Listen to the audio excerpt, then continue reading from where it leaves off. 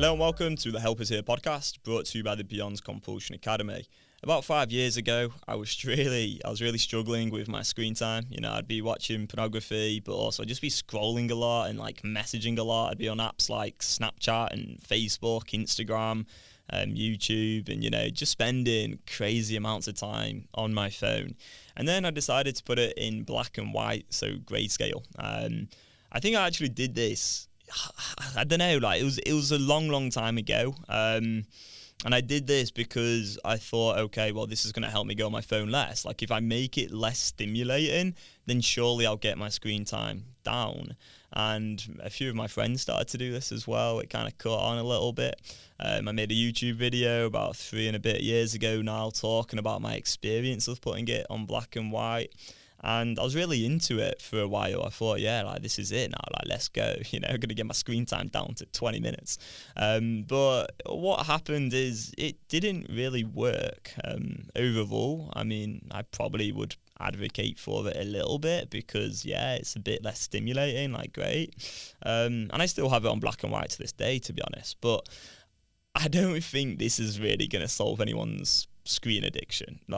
And I want to talk about why, because what's happened between 3 years ago making that video talking about how I had it in black and white for a year and doing loads of research into it and everything, and now is I learned something called the Beyond Compulsion method, and that's why we transformed everything and created the Beyond Compulsion Academy. And we actually have a script now that helps people rewire their brain.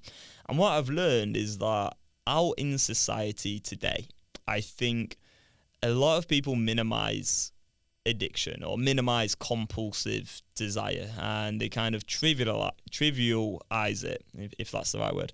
Trivialize it. Why can't I say right? We're just going to move on. I'm not very good at saying that word today. So what happens is people downplay it. How about that? We'll use that word instead. They downplay their problem with compulsivity. I was away at the weekend with some mates, and I absolutely love the guy I'm going to talk about here to bits. Like a brother, genuinely like a brother. We've been mates for 10 plus years. But I was talking about screen time, and he looked at his screen time, and I think the past week it had been 7 hours on average.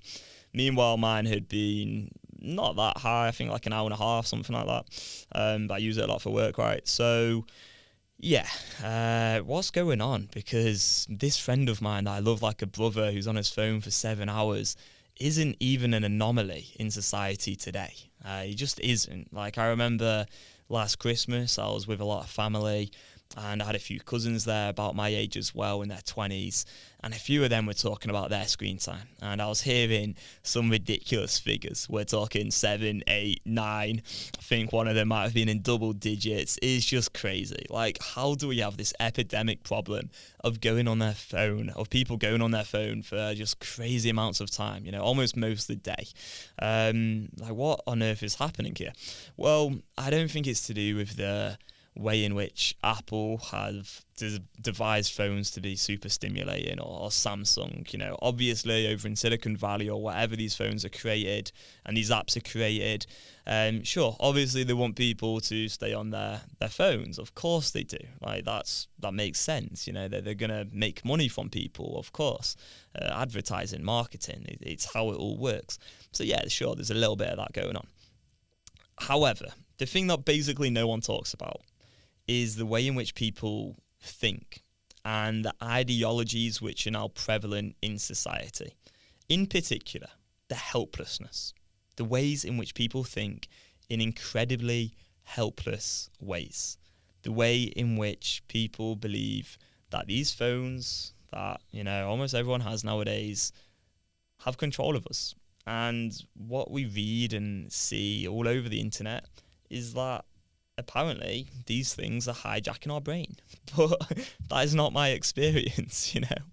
What happened is I just developed a psychological emotional dependency on a mind's mood altering experience, and then that became normalized in society and everyone was doing the same thing, and I thought, oh well, this isn't that bad, and fell for some bullshit junky thinking.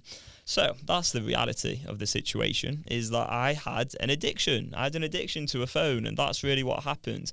But what has happened, I believe, in society is that everyone, not everyone, but most people, have got so used to this, like this normalization of sort of addictive thinking and the ideologies around phone use and the ways in which people think around stuff like screen time, that people are basically using inadequate, even detrimental approaches to try and reduce their screen time. So things like putting their phone on grayscale, installing the things on their phone where you like have a message pop up after 15 minutes when you've been on a phone that long, like screen limit apps and whatever they're called. And there's loads of apps out there nowadays which can help you like try and sort of manage your use of your phone and all this tracking. But the whole problem's psychological. So it's not actually going on in the phone, but as long as you give your power to the phone and believe that it's like hijacking your brain and you fall for the junky thinking that you don't have control over yourself, your belief is going to be skewed in a way which only leads to you staying stuck in the same problem. And the thing is, like Einstein once said something like, you can't solve a problem with the same mind that created it. And if people continue to think in the same circular ways with this echo chamber of the internet flooding us with information that's pretty much useless, and actually let's think about it for a minute here as well. Why would like Google and like why would they want you to have the right information to solve your screen addiction when they're making money from you being on your screen? But anyway, that's a side point. Essentially, I believe what's going on is people are thinking in irrational ways and staying stuck in their screens by trying out gimmicky little hacks that just don't work. And that's where I was for 10 years. And I don't blame people for going down that path, because it's the status quo really to go down that sort of approach and think that you're going to like stop going on your phone by putting a blocker in place. I don't think that's really going to work. So why doesn't it work? Because, I'm shitting on basically everything that everyone's ever tried.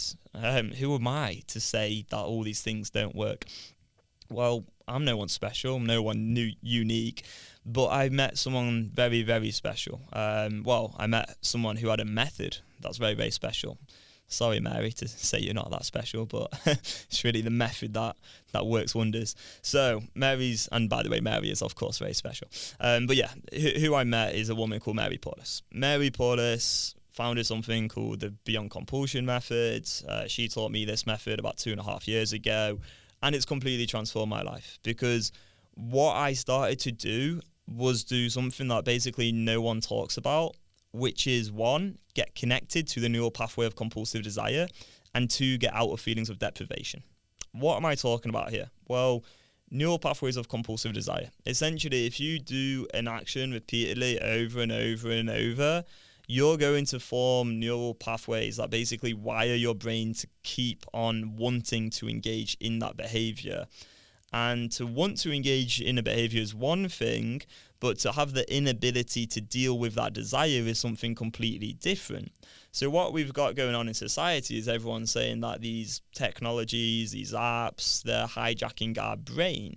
But really what's going on is people are just developing psychological emotional dependencies on mind's mood-altering experiences. So they're developing addictive neural pathways. So people are basically wanting to engage in a compulsive behavior. They act on that desire. That strengthens that addictive neural pathway. They want to engage in it even more. So then they keep on engaging in it more. And then their brain's basically wired. Next thing you know, they're on their phone 7 hours a day.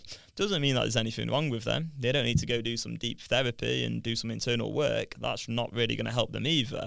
It's not to do with their past. It's not really to do with their future particularly either. It's just about in the present moment, getting connected to that desire, realizing that there's a space between the desire, the wanting, and how they respond, and making a rational choice in that space there between that wanting and their response. Now, if they make a rational choice here, between that desire and how they respond, they get to change that neural pathway a little bit. If they do this repeatedly, over and over and over, they're going to rewire their brain, and they're going to get their screen time down from 7 hours or something stupid to maybe like a bit less, maybe even less than me, because, most people probably don't do most of their work on their phone. So that's how you rewire your brain. If you have a screen addiction, putting it on black and white isn't going to do the job, because it's not going to get rid of the compulsive desire, because that neural pathway of compulsive desire, that wiring's already in the brain. So here's the thing. What we need as a society is less helplessness, less people believing that the way in which products are designed is hijacking our brain, and instead for us to take back control of our own mind by using our own psychology and understanding that there's different parts in the mind with different intentions. We've not even talked about the addictive part of the mind and the child self today, but there is a part of the mind that wants you to stay stuck in the same cycle. And until that default is really changed with some active training, some real work, usually that default does continue and the status quo prevails.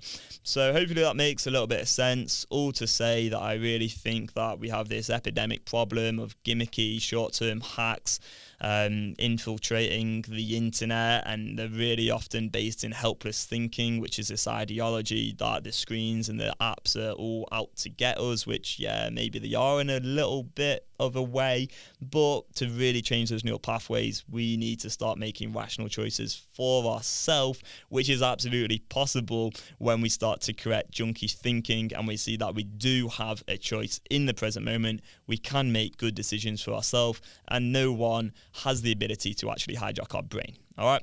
Hopefully that makes some sense. I've said a lot there. Thank you so much for listening. If you'd like to get your screen time down, if you'd like to start watching porn, if you'd like to stop engaging in pretty much any compulsive behavior, which by the way are incredibly normalized in modern day society, feel free to book in a one-on-one discovery call with myself. I'll leave a link below. Thanks so much for listening. Hopefully this can help you out a little bit, and we'll see you in the next one. Goodbye.